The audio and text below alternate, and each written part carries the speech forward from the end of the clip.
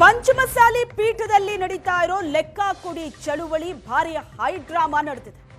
18 ವರ್ಷದ ಲೆಕ್ಕ ಕೊಡ್ತೀವಿ, ವಚನಾನಂದ ಶ್ರೀಗಳು ಪೀಠ ಬಿಟ್ಟು ಹೋಗ್ಲಿ. ಪಂಚಮಸಾಲಿ ಪೀಠದಲ್ಲಿ ಶ್ರೀಗಳ ಬೆಂಬಲಿಗರು ವರ್ಸಸ್ ಟ್ರಸ್ಟಿಗಳ ಜಟಾಪಟಿ ನಡೆದಿದೆ. ಲೆಕ್ಕ ಕೊಡ್ತೀವಿ, ಶ್ರೀಗಳು ಪೀಠ ಬಿಟ್ಟು ಹೋಗ್ಲಿ ಅಂತ ಟ್ರಸ್ಟಿಗಳು ಪಟ್ಟು ಹಿಡಿದಿದ್ದಾರೆ. ವಚನಾನಂದ ಶ್ರೀಗಳು ಪೀಠ ಬಿಟ್ಟು ಹೋಗ್ಲಿ ಅಂತ ಟ್ರಸ್ಟಿಗಳು ಹೇಳ್ತಾರೆ. ಯಾವುದೇ ಕಾರಣಕ್ಕೂ ನಾನು ಪೀಠ ಬಿಟ್ಟು ಹೋಗಲ್ಲ, ಟ್ರಸ್ಟಿಗಳೇ ಹೊರ ನಡಿಬೇಕು ಅಂತ ಶ್ರೀಗಳು ಹೇಳ್ತಾ ಇದ್ದಾರೆ. ಲೆಕ್ಕ ಕೊಡೋದಕ್ಕೆ ಮಠಕ್ಕೆ ಬಂದಿದ್ದಾರೆ. ಧರ್ಮದರ್ಶಿ ಉಮಾಪತಿ ಮತ್ತು ತಂಡ ನಮ್ಮನ್ನ ಉಚ್ಚಾಟಿಸೋ ಹಕ್ಕು ಪಂಚಮಸಾಲಿ ಸಂಘಕ್ಕಿಲ್ಲ ಅಂತ ಟ್ರಸ್ಟಿಗಳು ಹೇಳ್ತಾ ಇದ್ದಾರೆ. ದೊಡ್ಡ ಗೊಂದಲ ಕ್ರಿಯೇಟ್ ಆಗಿದೆ ಈಗ ಪೀಠದಲ್ಲಿ. ಟ್ರಸ್ಟಿಗಳು ಸೇರ್ಕೊಂಡು ಶ್ರೀಗಳನ್ನ ಉಚ್ಚಾಟನೆ ಮಾಡಿದ್ದಾರೆ. ಟ್ರಸ್ಟಿಗಳು ನಮ್ಮನ್ನ ಉಚ್ಚಾಟನೆ ಮಾಡೋದಕ್ಕೆ ಸಾಧ್ಯ ಇಲ್ಲ ಅಂತ ಸ್ವಾಮೀಜಿ ಹೇಳ್ತಾ ಇದ್ದಾರೆ. ಮತ್ತೊಂದು ಕಡೆ ಪಂಚಮಸಾಲಿ ಸಂಘ ಟ್ರಸ್ಟಿಗಳನ್ನ ಉಚ್ಚಾಟನೆ ಮಾಡಿದೆ. ಈಗ ಟ್ರಸ್ಟಿಗಳು ಹೇಳ್ತಾ ಇರೋದು ನಮ್ಮನ್ನ ಉಚ್ಚಾಟಿಸೋ ಹಕ್ಕು ಪಂಚಮಸಾಲಿ ಸಂಘಕ್ಕಿಲ್ಲ ಅಂತ. ಆದ್ರೆ ಸಂಘ ಹೇಳ್ತಾ ಇರೋದು ಟ್ರಸ್ಟಿಗಳು ಮತ್ತು ಮಠದ ಸ್ವಾಮೀಜಿ ಮಧ್ಯೆ ಈ ತರದ ಗೊಂದಲಗಳಾದಾಗ ಸಂಘ ಮಧ್ಯಪ್ರವೇಶ ಮಾಡಿ ನಿರ್ಧಾರ ತಗೊಳ್ಳುತ್ತೆ, ಬೈಲಾ ಪ್ರಕಾರ ನಿರ್ಧಾರ ತಗೊಂಡಿದ್ದೀವಿ ಅಂತ.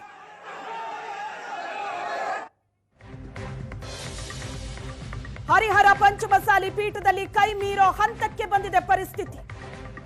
ಮಠದಲ್ಲಿ ವಚನಾನಂದ ಶ್ರೀ ಬೆಂಬಲಿಗರು ಮತ್ತು ಟ್ರಸ್ಟಿಗಳ ಬೆಂಬಲಿಗರ ನಡುವೆ ನಡೆಯುತ್ತಾ ಇರೋ ಜಟಾಪಟಿ.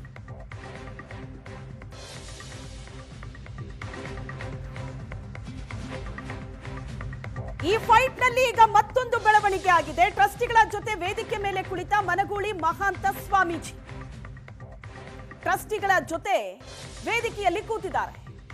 ಮನಗೂಳಿ ಮಹಾಂತ ಸ್ವಾಮೀಜಿ ಲೆಕ್ಕ ಕೊಟ್ಟ ನಂತರ ವಚನಾನಂದ ಶ್ರೀ ಪೀಠ ಬಿಡುವಂತೆ ಟ್ರಸ್ಟಿಗಳು ಪಟ್ಟು ಹಿಡಿದಿದ್ದಾರೆ.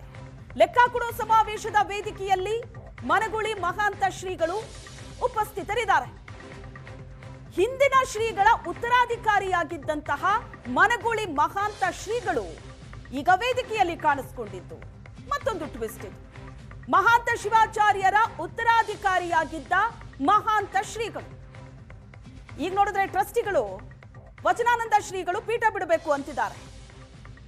ಈ ಜಟಾಪಟಿಯಲ್ಲಿ ಲೆಕ್ಕ ಕೊಡುವ ಸಮಾವೇಶ ಆಯೋಜನೆ ಆಗಿದೆ. ವೇದಿಕೆಯಲ್ಲಿ ಟ್ರಸ್ಟಿಗಳಿದ್ದಾರೆ. ಟ್ರಸ್ಟಿಗಳ ಜೊತೆ ಮಹಾಂತ ಶ್ರೀಗಳು ಕೂಡ ಇದ್ದಾರೆ. ವಚನಾನಂದ ಶ್ರೀಗಳ ಉಚ್ಚಾಟನೆ ಬೆನ್ನಲ್ಲೇ ಮಠದಲ್ಲಿ ಆಗಿರುವ ಬೆಳವಣಿಗೆ ಇದು.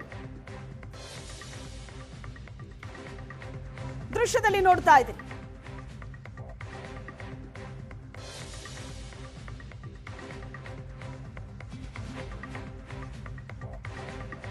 ಸಮಾವೇಶದ ವೇದಿಕೆಯಲ್ಲಿ ಮನಗೂಳಿ ಮಹಾಂತ ಶ್ರೀಗಳು ಬಂದು ಕೂತಿರುವಂತ ದೃಶ್ಯ. ಲೆಕ್ಕ ಕೊಡುವ ಸಮಾವೇಶ ಇದು. 2008ರಿಂದ 2026 ತನಕ ಜನ ಕೊಟ್ಟಂತ ದೇಣಿಗೆ, ಸರ್ಕಾರದಿಂದ ಬಂದಂತ ಅನುದಾನ, ಚಿನ್ನಾಭರಣ, ಬೆಳ್ಳಿ ಆದಂತಹ ಖರ್ಚು ವೆಚ್ಚ ಇವೆಲ್ಲದರ ಬಗ್ಗೆ ನಾವು ಲೆಕ್ಕ ಕೊಡ್ತೀವಿ ಅಂತ ಟ್ರಸ್ಟಿಗಳು ವೇದಿಕೆಯಲ್ಲಿದ್ದಾರೆ. ಆದ್ರೆ ಭಕ್ತರು ಹೇಳ್ತಾ ಇರೋದು, ಶ್ರೀಗಳ ಬೆಂಬಲಿಗರು ಹೇಳ್ತಾ ಇರೋದು, ಈ ತರ ಅರ್ಜೆಂಟ್ ಅಲ್ಲಿ ತರಾತುರಿಯಲ್ಲಿ ನೀವು ಲೆಕ್ಕ ಕೊಡೋದಕ್ಕೆ ಹೇಗೆ ಸಾಧ್ಯ? 2 ದಿನದಲ್ಲಿ ನಿರ್ಧಾರ ಮಾಡಿದ್ರಿ ಲೆಕ್ಕ ಕೊಡ್ತೀವಿ ಅಂತ, ಈಗ ಸಮಾವೇಶ ಮಾಡಿದಿರಿ, ಅಲ್ಲಿ ನೀವು ಕೊಡೋ ಲೆಕ್ಕ ಎಷ್ಟು ಸಮಂಜಸವಾಗಿರುತ್ತೆ ಅಂತ ಪ್ರಶ್ನೆ ಮಾಡ್ತಿದ್ದಾರೆ. ಮತ್ತೊಂದು ಕಡೆ ಲೆಕ್ಕ ಕೊಡಿ ಚಳುವಳಿ ಆರಂಭ ಆಗ್ತಾ ಇದ್ದಂತೆ ಒಂದು ಸಮಿತಿ ಕೂಡ ರಚನೆ ಆಗುತ್ತೆ. ಈ ಸಮಿತಿಯೇ ಈ ಲೆಕ್ಕ ಕೊಡಿ ಕಾರ್ಯಕ್ರಮ ಏನಿದೆ, ಸಮಾವೇಶ ಏನಿದೆ, ಅದಕ್ಕೆ ವಿರೋಧ ವ್ಯಕ್ತಪಡಿಸ್ತಾ ಇದ್ದಾರೆ. ಈ ಎಲ್ಲ ಬೆಳವಣಿಗೆಯ ನಡುವೆ ಸ್ವಾಮೀಜಿ ಈಗ ವೇದಿಕೆಯಲ್ಲಿ ಕಾಣಿಸಿಕೊಂಡಿರೋದು ಬಹಳ ದೊಡ್ಡ ಅಚ್ಚರಿಗೆ ಕಾರಣವಾಗ್ತಾ ಇದೆ. ಮಠದ ಹಿಂದಿನ ಸ್ವಾಮೀಜಿಗಳ ಉತ್ತರಾಧಿಕಾರಿಗಳು ಹೇಗೆ ಏಕಾಏಕಿ ಪ್ರತ್ಯಕ್ಷ ಆದ್ರು? ಈ ಬಗ್ಗೆ ಹೆಚ್ಚಿನ ಡೀಟೇಲ್ಸ್ ಅನ್ನ ಕೊಡ್ತಾರೆ ನಮ್ಮ ಪ್ರತಿನಿಧಿ ಮಾಂತೇಶ್ ಸಂಪರ್ಕದಲ್ಲಿದ್ದಾರೆ. ಮಾಂತೇಶ್, ಈ ಎಲ್ಲಾ ಗೊಂದಲಗಳ ನಡುವೆ ಆಗಿರುವಂತ ಮತ್ತೊಂದು ಮಹತ್ವದ ಬೆಳವಣಿಗೆ ಅಂತ ಅಂದ್ರೆ ಈ ಮನಗೂಳಿ ಸ್ವಾಮೀಜಿ ಈಗ ವೇದಿಕೆಯಲ್ಲಿ ಕಾಣಿಸ್ಕೊಂಡಿದ್ದು. ಮಠದ ಹಿಂದಿನ ಸ್ವಾಮೀಜಿಗಳ ಉತ್ತರಾಧಿಕಾರಿಗಳು ಈಗ ಏಕಾಏಕಿ ಕಾಣಿಸ್ಕೊಂಡಿದ್ದು ಯಾಕೆ? ವಚನಾನಂದ ಶ್ರೀ ಉಚ್ಚಾಟನೆ ಸಂದರ್ಭದಲ್ಲೇ ಮತ್ತೊಬ್ಬ ಸ್ವಾಮೀಜಿ ಹೇಗೆ ಕಾಣಿಸ್ಕೊಂಡ್ರು, ಯಾಕೆ ಕಾಣಿಸ್ಕೊಂಡ್ರು? ಹೌದು ಶ್ವೇತಾ, ನಿಜಕ್ಕೂ ಒಂದು ರೀತಿಯ ಅಚ್ಚರಿ ಬೆಳವಣಿಗೆ ಅಂತ ಹೇಳ್ಬೋದು. ಇನ್ನು ಇವತ್ತು ಮಠ ಸ್ಥಾಪನೆ ಆದಾಗಿಂದ 2008ರಿಂದ 2026ರವರೆಗೆ ನಡೆದಂತಹ ಲೆಕ್ಕ ಪತ್ರವನ್ನ ಕೊಡುವ ಕಾರ್ಯಕ್ರಮವನ್ನ ಟ್ರಸ್ಟಿಗಳು ಹಮ್ಮಿಕೊಂಡಿದ್ರು. ಏನು ಲೆಕ್ಕ ಕೊಡಿ ಚಳುವಳಿ ಆರಂಭವಿತ್ತು, ಇದಕ್ಕೆ ಉತ್ತರ ಕೊಡುವಂತೆ ಲೆಕ್ಕ ಕೊಡುವ ಕಾರ್ಯಕ್ರಮವನ್ನು ಹಮ್ಮಿಕೊಂಡಿದ್ರು. ಈ ಕಾರ್ಯಕ್ರಮದಲ್ಲಿ ಈಗ ಮನಗುಳಿ ಶ್ರೀಗಳು ಪ್ರತ್ಯಕ್ಷವಾಗಿರುವಂತದ್ದು.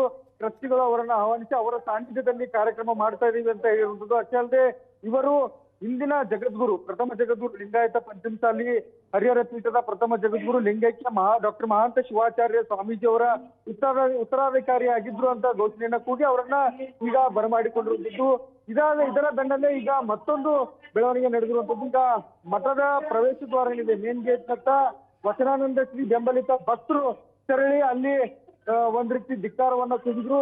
ನಾವು ಕಳ್ಳ ಲೆಕ್ಕವನ್ನ ಒಪ್ಪಲ್ಲ ಎಂಬ ಘೋಷಣೆಯನ್ನ ಕೂಗಿದ್ರು. ಅಷ್ಟೇ ಅಲ್ಲದೆ ಈಗ ಮಠಕ್ಕೆ ಮಾಜಿ ಶಾಸಕ ಎಚ್ ಎಸ್ ಶಿವಶಂಕರ್, ಏನು ವಚನಾನಂದ ಶ್ರೀಗಳ ಬೆಂಬಲಕ್ಕೆ ನಿಂತಿರುವಂತಹ ಹರಿಹರ ಕ್ಷೇತ್ರದ ಜೆಡಿಎಸ್ ಮಾಜಿ ಶಾಸಕ ಎಚ್ ಎಸ್ ಶಿವಶಂಕರ್ ಅವರು ಮಠಕ್ಕೆ ಆಗಮಿಸಿದ್ದಾರೆ. ಈಗ ಒಂದು ಕಡೆ ಮಠದಲ್ಲಿ ಲೆಕ್ಕ ಕೊಡುವ ಅಭಿಯಾನ ಕಾರ್ಯಕ್ರಮ ನಡೀತಾ ಇದ್ರೆ, ಮತ್ತೊಂದು ಕಡೆ ಲೆಕ್ಕ ಕೊಡಿ ಚಳುವಳಿಯ ಸದಸ್ಯರು ಎಲ್ಲರೂ ಸಹ ಧಿಕ್ಕಾರವನ್ನ ಕೂಗ್ತಾ ಇದ್ರೆ. ಒಂದ್ ರೀತಿ ಹೈ ಡ್ರಾಮಾ ಸೃಷ್ಟಿಯಾಗಿದೆ ಶ್ವೇತಾ ಇಲ್ಲಿ.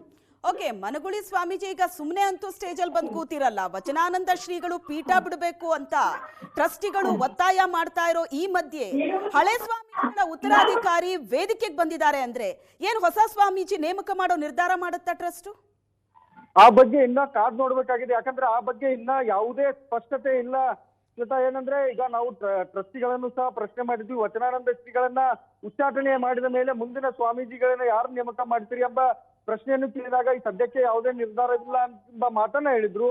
ಆದ್ರೆ ಈಗ ಇಂದು ನಡೆಯುವಂತಹ ಲೆಕ್ಕ ಕೊಡುವ ಕಾರ್ಯಕ್ರಮದಲ್ಲಿ ಮನಗುಳಿ ಶ್ರೀ ದಿಢೀರನೆ ಪ್ರತ್ಯಕ್ಷವಾಗಿದ್ದು ಹಲವು ಅನುಮಾನಗಳಿಗೆ ಎಡೆ ಮಾಡಿ ಕೊಡ್ತಾ ಇದೆ. ಈ ಬಗ್ಗೆ ಟ್ರಸ್ಟಿಗಳೇ ಪ್ರಧಾನ ಧರ್ಮದರ್ಶಿ ಅವರು ಸ್ಪಷ್ಟನೆ ನೀಡಬೇಕಾಗುತ್ತೆ. ಈಗ ಕಾರ್ಯಕ್ರಮ ಮುಗಿದ ಬಳಿಕ ಅವರು ಯಾವೆಲ್ಲ ಸ್ಪಷ್ಟನೆ ಕೊಡ್ತಾರೆ ಮತ್ತು ಲೆಕ್ಕ ಕೊಡುವ ಕಾರ್ಯಕ್ರಮದಲ್ಲಿ ಲೆಕ್ಕ ಕೊಟ್ಟ ಬಳಿಕ ಏನೆಲ್ಲ ಘೋಷಣೆ ಮಾಡ್ತಾರೆ ಎಂಬುದನ್ನ ಈಗ ಕಾದು ನೋಡ್ಬೇಕಾಗಿದೆ. ಶ್ವೇತಾ, ಮಾಂತೇಶ್, ನಿನ್ನೆ ಪ್ರಧಾನ ಧರ್ಮದರ್ಶಿ ಉಮಾಪತಿ ಅವರು ಮಾತಾಡ್ತಾ ಇರೋವಾಗ ಹೇಳ್ತಾ ಇದ್ರು ಇನ್ನೊಂದು ವಾರದಲ್ಲಿ ಎಲ್ಲಾ ಬಗೆಹರಿಯತ್ತೆ, ನೋಡ್ತಾ ಇರಿ ಅಂತ. ಹಾಗಾಗಿ ಈಗ ಈ ಕಾರ್ಯಕ್ರಮ ಮುಗಿದ ನಂತರ ಏನ್ ಪ್ರೆಸ್ ಮೀಟ್ ಮಾಡ್ತಾರಾ? ಈ ಮನಗುಳಿ ಸ್ವಾಮೀಜಿ ಅವರ ಎಂಟ್ರಿ ಬಗ್ಗೆ ಹಾಗಾದ್ರೆ ಅದೇ ಪ್ರೆಸ್ ಮೀಟ್ ಅಲ್ಲಿ ಏನಾದ್ರು ಅನೌನ್ಸ್ಮೆಂಟ್ ಆಗುತ್ತಾ? ಎಸ್ ಶ್ವೇತಾ, ಅದು ಎಲ್ಲ ಸಾಧ್ಯತೆ ಇರುವಂತದ್ದು. ಯಾಕಂದ್ರೆ ಈಗ BC ಉಮಾಪತಿ ಅವರು ಸಹ ಹೇಳಿದ್ರು, ನಾವು ಮಠದ ಲೆಕ್ಕವನ್ನ, ಇವರೇನು ಲೆಕ್ಕ ಕೊಡಿ ಚಳುವಳಿಯನ್ನ ಆರಂಭಿಸಿದ್ರು, ಆ ಲೆಕ್ಕ ಕೊಡುವ ಕಾರ್ಯಕ್ರಮವನ್ನ ಹಮ್ಮಿಕೊಳ್ತೀವಿ. ಲೆಕ್ಕ ಕೊಟ್ಟಾದ್ಮೇಲೆ ವಚನಾನಂದ ಸ್ವಾಮೀಜಿ ಅವರು ಗೌರವಯುತವಾಗಿ ಮಠವನ್ನ ಖಾಲಿ ಮಾಡಬೇಕು ಎಂಬ ಮಾತನ್ನು ಸಹ ಹೇಳಿದ್ರು. ಅಷ್ಟೇ ಅಲ್ಲದೆ ಒಂದು ವಾರದಲ್ಲಿ ಎಲ್ಲವೂ ಇತ್ಯರ್ಥ ಆಗುತ್ತೆ ಎಂಬ ಗೂಢಾರ್ಥದಲ್ಲಿ ಒಂದು ಮಾತನ್ನು ಸಹ ಹೇಳಿದ್ರು.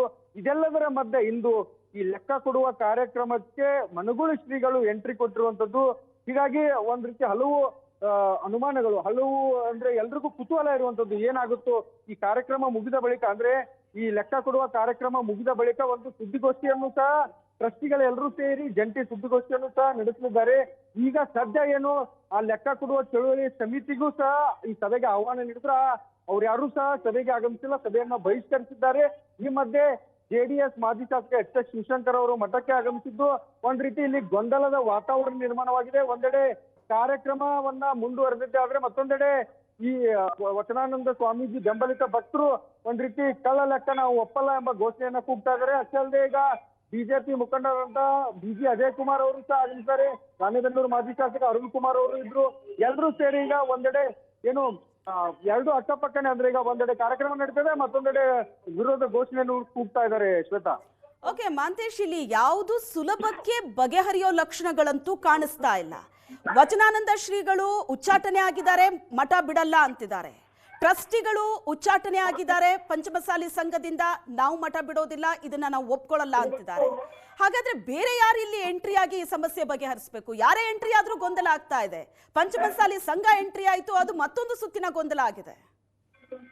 ಎಸ್, ನಿಜಕ್ಕೂ ಶ್ವೇತಾ, ಇದು ಒಂದ್ ರೀತಿ ಗೊಂದಲದ ಗೂಡಾಗಿಯೇ ಉಳಿದಿದೆ. ಯಾಕಂದ್ರೆ ಲಿಂಗಾಯತ ವೀರಶೈವ ಲಿಂಗಾಯತ ಪಂಚಮಸಾಲಿ ಸಂಘ ಏನಿದೆ ಅದು ಈ ಹರಿಹರ ಪೀಠ ಸ್ಥಾಪನೆ ಆಗುವಕ್ಕಿಂತ ಮುಂಚೆ ಸ್ಥಾಪನೆ ಆಗಿತ್ತು. 1994ರಲ್ಲಿ ಸಂಘವನ್ನ ಸ್ಥಾಪನೆ ಮಾಡಿದ್ರು. ಇದಾದ ಬಳಿಕ ಹರಿಹರ ಮಠವನ್ನ, ಅಂದ್ರೆ ಹರಿಹರ ಪೀಠವನ್ನ ಮಾಡ್ಬೇಕಂತೇಳಿ ವೀರಶೈವ ಲಿಂಗಾಯತ ಪಂಚಮಸಾಲಿ ಪೀಠವನ್ನ ಸ್ಥಾಪನೆ ಮಾಡ್ಲಾಗುತ್ತೆ. ಅದಾದ ಬಳಿಕ ಟ್ರಸ್ಟಿಗಳನ್ನ ನೇಮಕ ಮಾಡಿ ಒಂದು ಬೈಲಾವನ್ನ ರೆಡಿ ಮಾಡ್ಲಾಗುತ್ತೆ. ಈಗ ಈ ಟ್ರಸ್ಟಿಗಳು ಪ್ರಧಾನ ಧರ್ಮದರ್ಶಿ BC ಉಮಾಪತಿ ಮತ್ತು ಫೌಂಡರ್ ಟ್ರಸ್ಟಿಗಳೇನಿದ್ದಾರೆ, ನಮ್ಮ ನಿರ್ಧಾರವೇ ಅಂತಿಮ. ಒಂದು ವೇಳೆ ನಮ್ಮ ಬೈಲಾದಲ್ಲಿ ಏನಿದೆ, ನಾವು ರಾಜೀನಾಮೆ ನೀಡಿದ್ರೆ ಮಾತ್ರ ನಾವು ಟ್ರಸ್ಟ್ ನಿಂದ ಹೊರ ಬರಬಹುದು.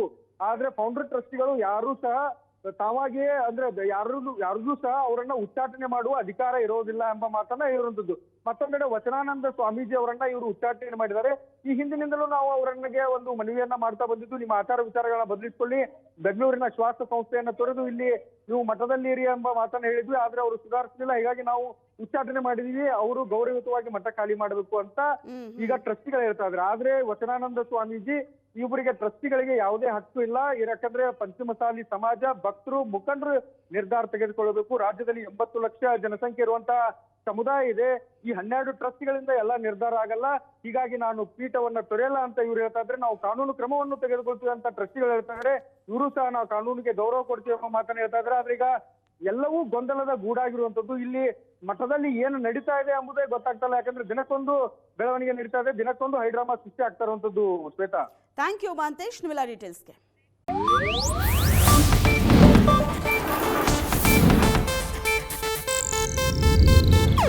ಇದು ಏಷ್ಯಾನೆಟ್ ನ್ಯೂಸ್ ನೆಟ್ವರ್ಕ್ ಪ್ರಸ್ತುತಿ.